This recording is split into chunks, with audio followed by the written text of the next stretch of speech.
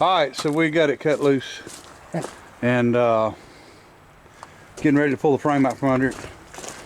Martin has been busy the past couple of days. No, I think you've been busy too. We're going to cut that off real quick for the mount. We're going to have to rebuild it, but we'll get it off of there. But I think that's it. Everything else is off that we need. We're going to rebuild the cross member here for the bottom of the cylinders and the one for the top of the cylinders. I don't think I'm even going to put it here. I think we're just going to do a new plate through. Heavy wall instead of a thin one.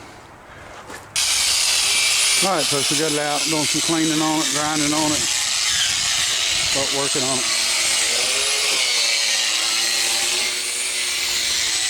Alright. Well, you can sure see how bent that frame was. Twisted very bad. So I think we got everything we need off this one. And we will go ahead and get this thing out of the way. Alright folks, we're moving right along. As you can see, made new panels for this, bent them, cut them off. Well, you can see where we put them back together. There and there. And extended them out. And re-drilled, bolted. I got two handles coming for this side. Well, this has got to come back off anyway because we got to paint everything. But I've got all of that done, and it's good and sturdy, and won't have any issues there. And like I said, we are going to paint this, so when this cover comes off, this will all everything will get painted. Still got to do a mud flap on this side. You can see where we put the bed on. Give everybody something to talk crap about. That armchair welders out there. Let me see. We've got a tray made. Let me see the tray that goes in here for the track to run on. Now I'll show you the old stuff here. Here's the panels, and you can see they had stuff welded on the sides, and this one had a plate stuck up in it. Anyway, we replaced this panel too, which that's the one right there where you can see the light holes in it right there, and it's cracked. And that's where the track that the hoses run in rolls on. Now I did mine a little different.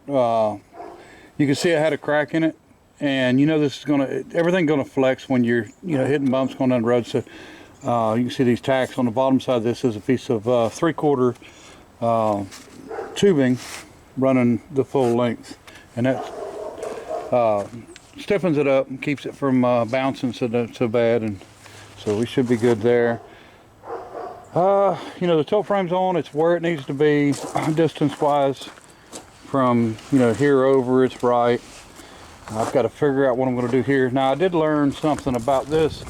I don't believe this is where the cylinders were mounted. I thought maybe they were mounted there, but now I'm having thoughts that feeling it under here that it was mounted back here. But somebody took off the 3-inch cylinders that was on this, and there's 2.5-inch cylinders, and they're longer. So it would make up for it by leverage by moving it from there to here.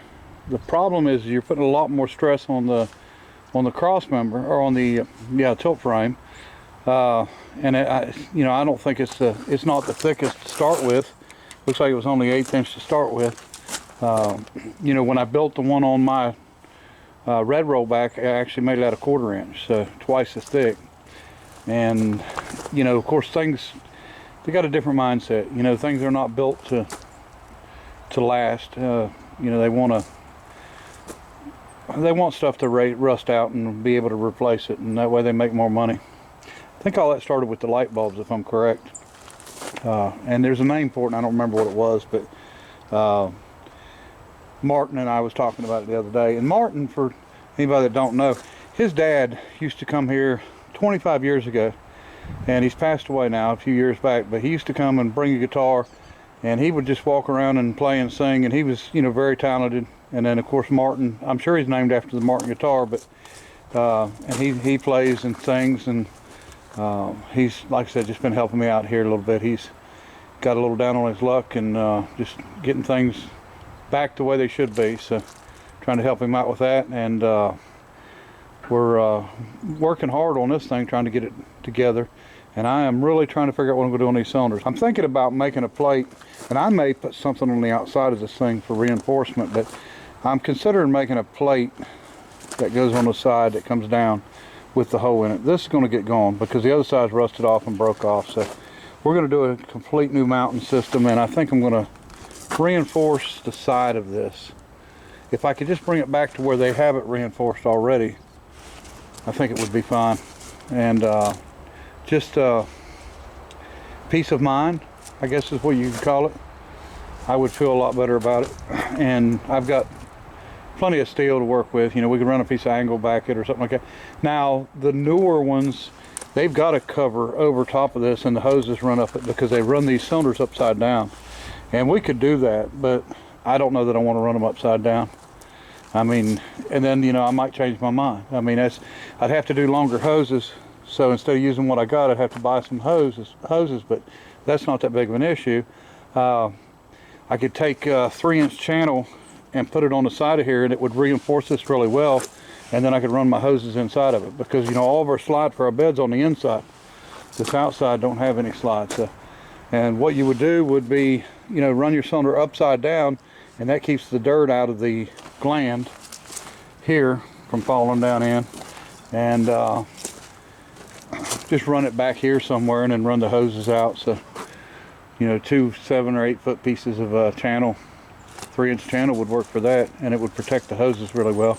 And then you just do your T up underneath, and you just want to get your hoses back as close to the tilt as you can get them. That way, you know, you don't have an effect of a hose getting shorter or longer when it tilts. You know, if you ran the hose, let's just say from here down, you know, when you go to tilt it, it's going to tighten the hose up and break it. So anyway, so I had to cut back loose here and move the bed back. Now, there's reasons for that. Now, I cut the bed perfectly where it needed to be cut, but if you look, this has all been added in.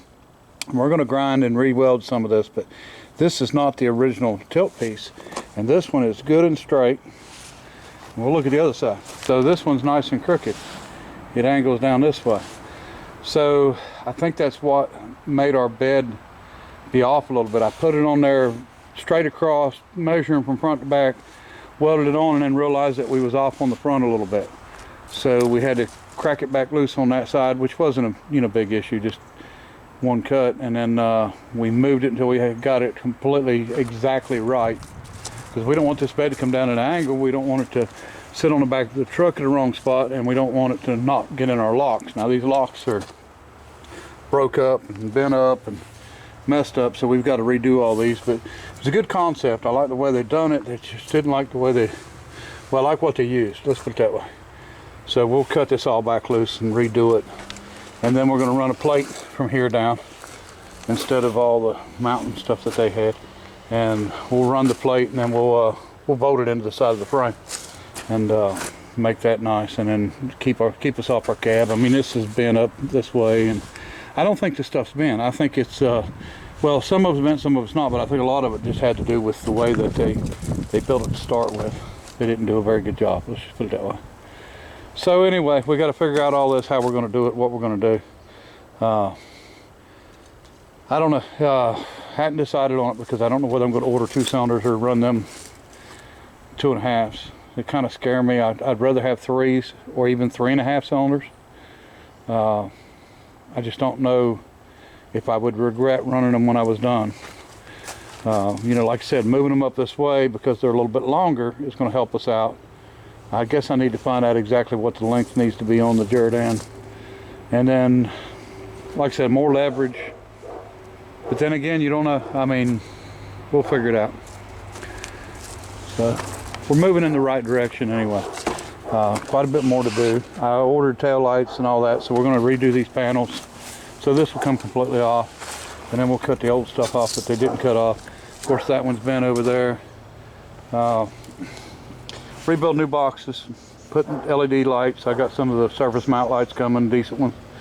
I'm going to order some of these, and we're going to replace just about everything on it when it comes to lights. Another thing we're going to do, as you can see, this bolt over here is out of this mount, And so I'm going to guess and say this is froze inside, because they usually are.